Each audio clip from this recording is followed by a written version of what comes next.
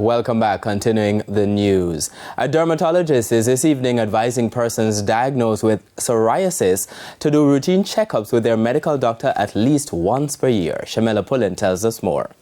Psoriasis is an autoimmune disease. It usually occurs in persons in their 20s and 60s. The condition is commonly found on the knees, elbows, trunk, and scalp. The body attacks itself and causes disruption of the turnover of the skin cells. Normally, your skin turns over every 28 days.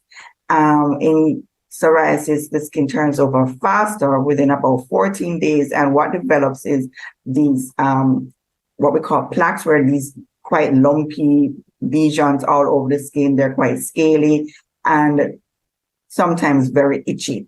Dermatologist Dr. Lorenia Muir-Green says males are more likely to be affected by psoriasis than females. People with psoriasis have a higher chance of developing other conditions. The main issues with psoriasis is the fact that it can affect the internal organs, mainly the heart. Some persons do have eye complications called uveitis, but that's not very common. Other main concerns that we can get are psoriatic arthritis, and that usually affects the lower back and your joints of your hands and your feet. Psoriasis is a long-term disease and there is no cure.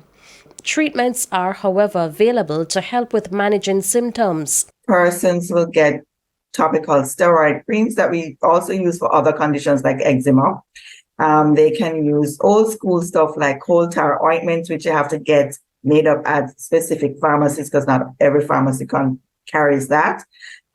We also use oral medication such as methotrexate and other anti-inflammatory medication that help with psoriasis. With her health report, I'm Shamela Pullen, wishing you good health.